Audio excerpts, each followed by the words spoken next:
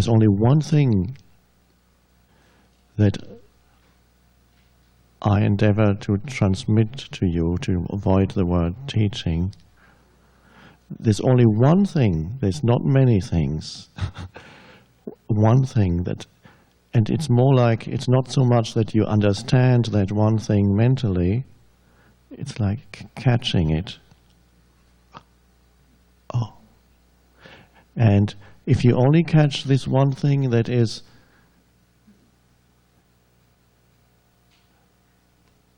stepping out of being trapped in mind patterns, which are always associated with time. We talked about future, of course also past.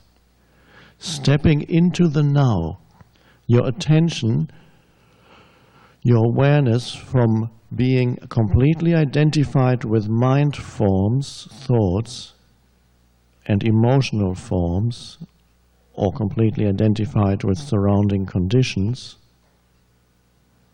your attention separates itself from identification with forms, mind forms, thought forms, and you perceive that as suddenly stepping out of time and out of mind, the two go together, into the now, that field of now, that before didn't even exist for you.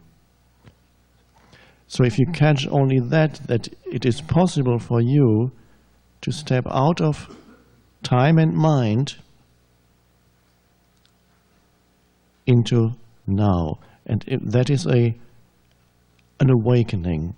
You awaken out of identification with that into this moment. An alertness arises that can be compared to suddenly waking up from a dream. And you know, when you wake up from it, suddenly your eyes open and you go, oh, that was all a dream. Oh.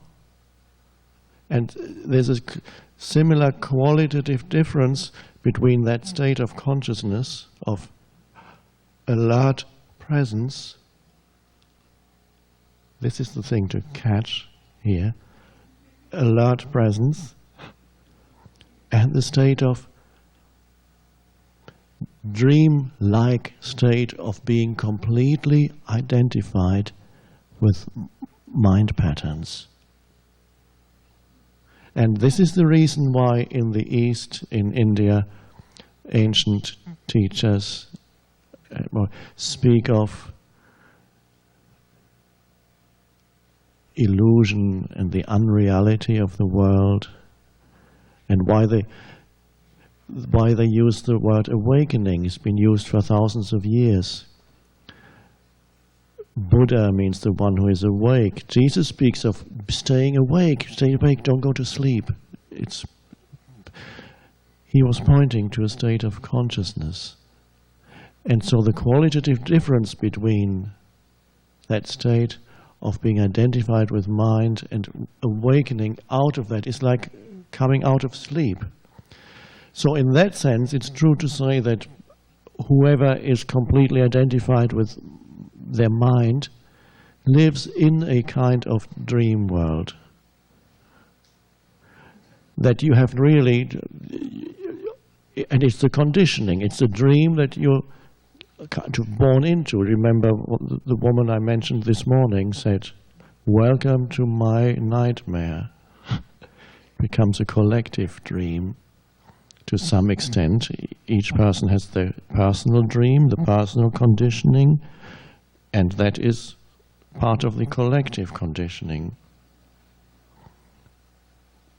So here it's seeing that you can step out of that. You can only do that because by grace, so to speak, the state of presence is already arising in you. That's why I can say to you, it is possible for you to step out of that state of being immersed totally in time and mind into the vastness and the beauty and the sacredness of now.